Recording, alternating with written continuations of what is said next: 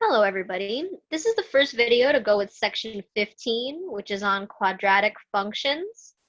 And we've been saying this term throughout section 14 when we were learning how to factor quadratics, that a quadratic function is in the form ax squared plus bx plus c.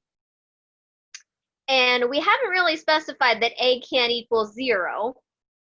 Specifically, the reason that a can't equal 0 is because if there was no x squared term, then this would not be a quadratic, because a quadratic, the formal definition is that it's a high power of 2 on the variable. So the fact that this is an x squared is what's making this a quadratic function. The graphs of quadratic functions are U-shaped graphs. They're either an upwards facing U or a downwards facing U, okay, like a mountain. And they're called parabolas. So the graphs of quadratics are called parabolas.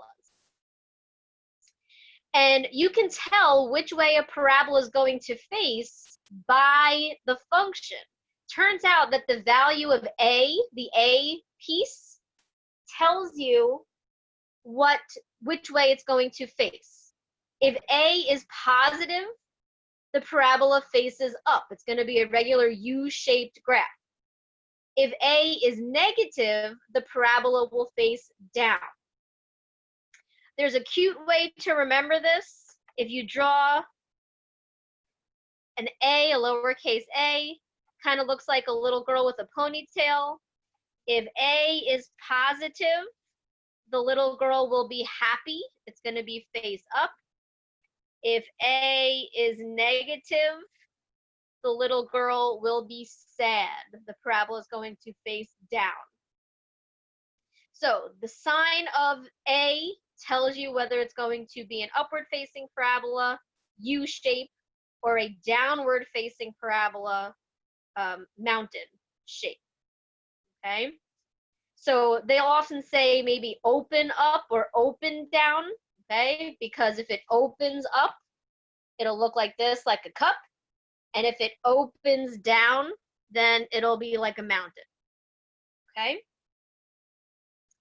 Our next vocabulary word is vertex. The vertex of a parabola is either the maximum or the minimum, depending on whether it's facing up or down. If it's facing up, then it's going to have a minimum value. And if it's facing down, it's going to have a maximum value. It's going to have a peak. And a vertex is always going to be an ordered pair. So a vertex can't just be one single number. It has to be an ordered pair because you're talking about a point on the graph. You're talking about that turning point of the parabola. So another way to think of vertex is the turning point of the parabola, okay? The axis of symmetry is the vertical line equation that runs through the vertex. So if I could draw a vertical line straight through the parabola, you would be able to fold it in half, okay? And we're going to see that with the example right here. That vertical line through which we could fold it and it would be symmetrical on both sides is called the axis of symmetry. And we just learned in our linear chapter that vertical lines are always x equals equations. So they're going to be x equals whatever that x value of the vertex is. So we're going to see all of that happen in this example. Here's a graph of a downward facing parabola. The fact that it's downward facing tells me that A must be negative. Okay, now that's a clue as to what the function would be of this graph. Okay, we're not given the function of this graph. We're only being given the graph here. But we know because it's face down that A must have been negative. I can pick out the other key features though. Another key feature is where it crosses the y-axis, the y-intercept. The y-intercept is going to be the point 0, 3. for this example because it's crossing the y-axis at 3. The x-intercepts, we know these definitions, are where the graph crosses the x-axis, and here's where we could potentially have more than one. In this particular example, I have 2 places where the graph crosses the x-axis. So my 2 ordered pairs will be the point -2, 0, and the point 6, 0. Because it's crossing the x-axis at those 2 x values. Now, this is new. Over what interval is the function increasing, or where is the function increasing? We do know the difference between increasing and decreasing. However, in both of the other types of functions we learned, exponentials and linears, they only did one of those things. Either it was an increasing function or it was a decreasing function. We don't have that here because a parabola does both. In this particular example, the parabola increases up to this point, and then it decreases after that point. And remember, we can tell by which way we're following it with our fingers. So since we're following this upward, we know that it's increasing until we get to the peak. And then we start following it downward, so it's decreasing once we pass through the peak. I want to know the intervals where it's increasing. Well, it's increasing up to basically this line, right? That's where it stops increasing and then it starts to turn around. That's why we call the vertex the turning point up here. I'm going to do interval notation the way that I did it for domain and range, if you remember back when we did domain and range. There's an arrow on this end. This is going to continue the pattern of increasing as I come in from the left. So if I continued walking in from the left side, I would always be walking up. So I am increasing from -infinity. And when do I stop increasing? I stop increasing at 2. You're only talking about moving left to right. So you're only talking about x values here. You're not talking about y values, which is a very common error. So the x value where you stop increasing is going to be 2. We don't put square brackets on increasing or decreasing because it's not actually doing either of those things when you get to this point. Where is the function decreasing? Well, if I keep following this, I get past the turning point and then I start decreasing. So I start decreasing at that x value of 2, and I continue to decrease forever and ever and ever as I keep walking. So I keep decreasing until positive infinity.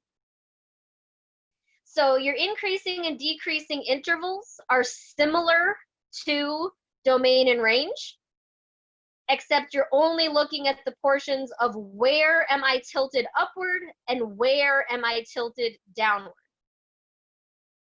But then you're going to use the same notations that you would for domain and range, okay, for your intervals. The only difference is that, again, we don't actually land at a point when we're increasing and decreasing because you're not going to increase or decrease at that endpoint.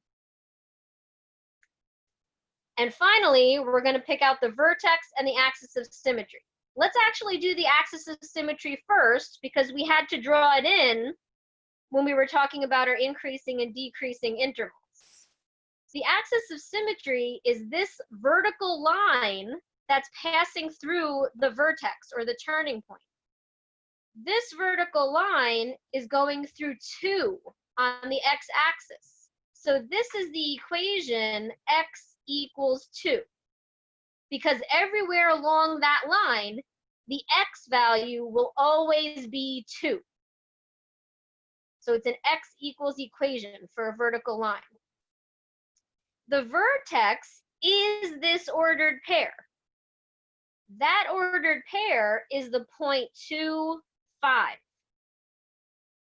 And it's just where the maximum is in this particular example. So that's how you pick out all of the important features of a parabola. Now, there is a way to calculate the axis of symmetry and the vertex algebraically, but it requires a formula. So we are learning a new formula here. X equals negative b over 2a is our axis of symmetry formula. So if I want to find the axis of symmetry, all I have to do is identify my a, b, and c from the quadratic and use this formula. Yes, it is a formula that you're going to have to just know, okay? So the more you practice it, the more you will know it, the more you will internalize it. So let's see how this works. We're going to use the function f of x equals x squared minus 2x plus 3. And let's compare this to ax squared plus bx plus c. In this example, a is 1, b is negative 2, and c is 3. So the axis of symmetry formula is x equals negative b over 2a. So I'm just going to substitute what I have here. The b is negative 2. So it's negative 2, because remember, you plug in with parentheses, over 2 times 1, because 1 would be our a. And now I'm going to evaluate the numerator and denominator separately. Minus minus becomes plus, so that's a positive 2. 2 times 1 is just 2, and now I can divide, and 2 divided by 2 is 1. So now I know that the axis of symmetry is x equals 1. That doesn't complete the whole picture for me, though. I want to find the vertex. But I know that the vertex shares this x value because the axis of symmetry goes through the vertex. So I'm going to take this x value and I'm going to plug it back into the function. So the original function was f of x equals x squared minus 2x plus 3. I want to find f of 1, and I'm going to plug this right in for x. So this is going to be 1 squared minus 2 times 1 plus 3. And remember, plug in with parentheses. As I evaluate this, and you can use your calculator to evaluate this, you wind up with f of 1 equals 2. So now I just found the ordered pair 1, 2. When my input is 1, my output is 2. And so I just found that the vertex is the point 1, 2. You can prove all of these things to yourself if you graph it using technology. So if you have a graphing calculator with you at home, you can use that and you can plug the function into y1. If you're using Desmos, you can plug the function into Desmos and it will show you the parabola. And last but not least, talking about the features of a parabola, there are 3 possibilities for how many places it can touch the x-axis. So there are zeros, which are essentially the x-intercepts. I'm going to talk about a few different synonyms, okay, that you could see when we get to that, that part of quadratics. But this is one particular scenario that could happen where it just hovers. This is hovering above the x-axis. It's not touching it. And this is below the x-axis, and it's not touching it. If it doesn't touch the x-axis, there are no x-intercepts. So these would be examples of having no x-intercepts. However, I would still be able to identify a vertex in each scenario. And I would still be able to identify a y-intercept eventually in each scenario, okay? But it's not going to ever touch the x-axis. In these two, they just like touch down on the x-axis. So they're only hitting the x-axis at one point. So these would be examples of the parabola only having 1, 0 or 1 x-intercept, because it's just touching down right here at the vertex, and it's just touching down right there at the vertex. So in these scenarios, the x-intercept is the vertex. They actually are one and the same. And then your last scenario probably happens the most often, is that it crosses the x-axis twice. So here we have 2 x-intercepts, and here we have 2 x-intercepts. So these are the 3 different orientations that you could potentially have for a parabola. Now let's do a few more examples where we find all of the important features using the equations. We want to identify the y-intercept, the vertex, and the general shape of the function f of x equals negative 3x squared plus 15x. The first thing that we're going to do is compare this to ax squared plus bx plus c.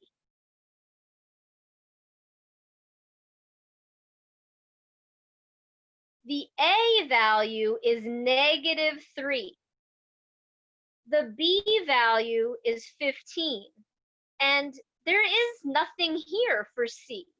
If there's nothing here, it's just like there would have been a plus 0 there, because that does not change the function. So my c is 0 in this example. Now, it turns out that when you plug 0 in for x, because remember, the y-intercept occurs when x equals 0. If I plug 0 in for x, I would always wind up with c.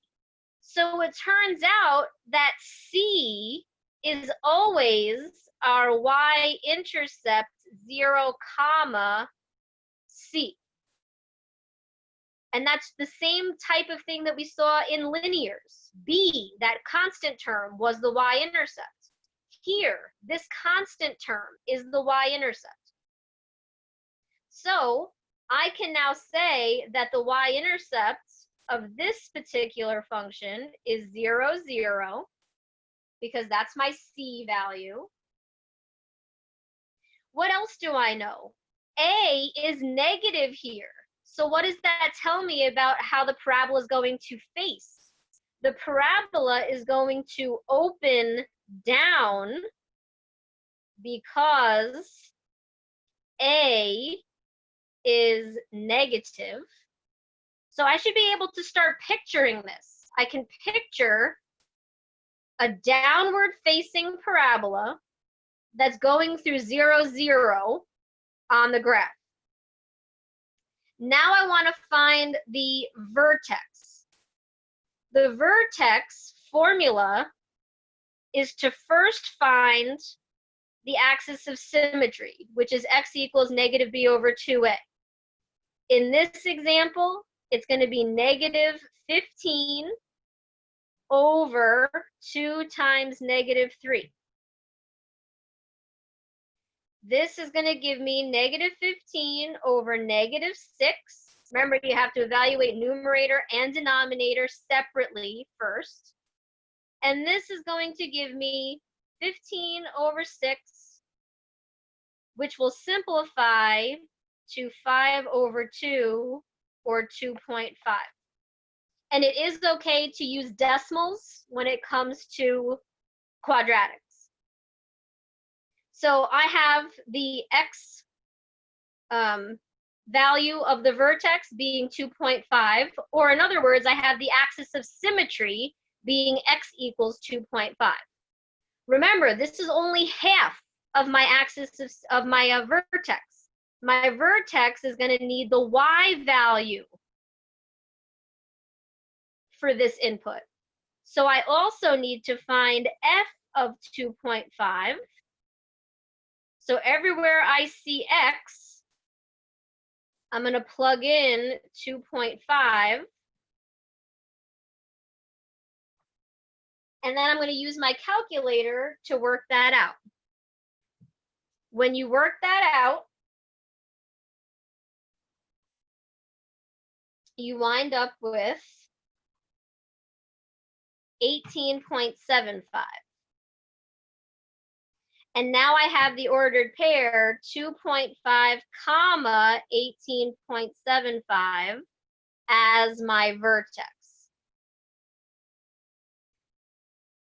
Will this vertex be a maximum or a minimum? Well, let's see if we can put this all together. It opens down, which means it's going to look like this, which means there must be a maximum.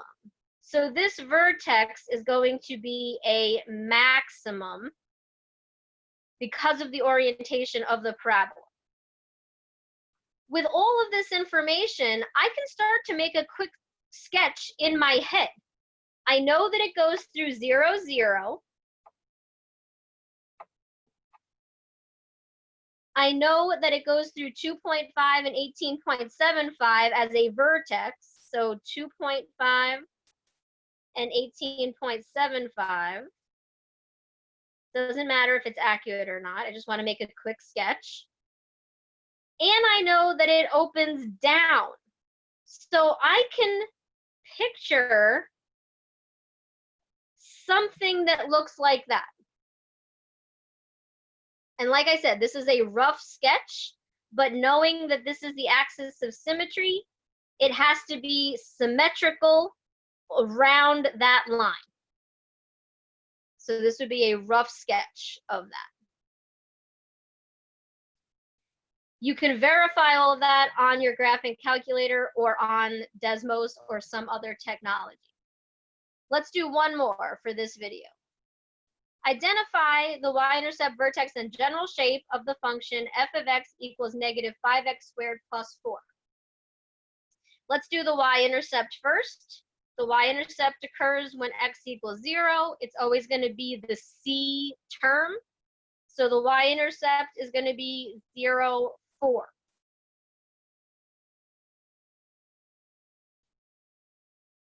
Which term is missing from this expression? It's that x term that's missing. So if I had to rewrite this, it would be negative 5x squared plus 0x plus 4. So it's the b term that is now 0. If I had to look and see which way this was facing, my a is negative. If a is negative, that means it opens down again. So we're talking about this shape again, downward facing parabola. And last but not least, I have to determine the vertex. So x equals negative b over 2a. We'll find my axis of symmetry. So this is going to be negative 0 over 2 times negative 5. But that's going to be 0 over negative 10, which is just 0. When x is 0, I technically don't have to do the work here because I already determined that my y-intercept when x equals 0 is 4. But if I wanted to show the work, I want to find f of 0, which means I'm plugging 0 in everywhere in the original function. That goes away, and I wind up with 4. So now I know that 0, 4 is also my vertex. So this tells us a few things. First of all, if there's no b term, your vertex is going to be your y-intercept. Guaranteed, okay? Because the work is always going to happen like this, where you're going to get 0 for your input. It also tells us that we're not going to have enough information to know exactly what this looks like, because I don't know where the other points are on the parabola. if I only know that the y-intercept is 4 and the vertex is also 0, 4, all I know, if I made a quick sketch, all I know is that this is the maximum value and the y-intercept. I have no idea how wide the parabola goes. Is it a fat parabola? Is it a thin parabola? I have no idea. All I know is that it's going to do that. And I have no idea what those two x-intercepts are going to be. So unfortunately, this doesn't give us enough information to get a really good sketch in mind. You would have to turn to your technology at this point to figure out what the x-intercepts might be. And we will be learning how to find the x-intercepts in a later video. But right now, it's just about the y-intercept, the vertex, and the general shape. So let's do a quick summary of what we saw in this video. We saw that f of x equals ax squared plus bx plus c is the general form of a quadratic. We saw that the c value is the y-intercept 0, c. We saw that the a value tells you if you're face up or face down. If a is positive, parabola opens up like this. If a is negative, the parabola opens down like this. Okay? And last but not least, we saw that the vertex is always negative b over 2a for your input, and the function evaluated at negative b over 2a for your output. So in other words, x equals negative b over 2a finds the axis of symmetry,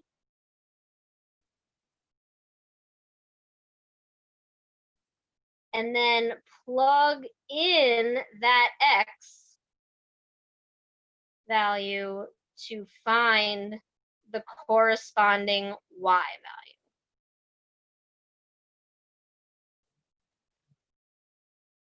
To the vertex. And that's a short summary of all the aspects that we saw in this video.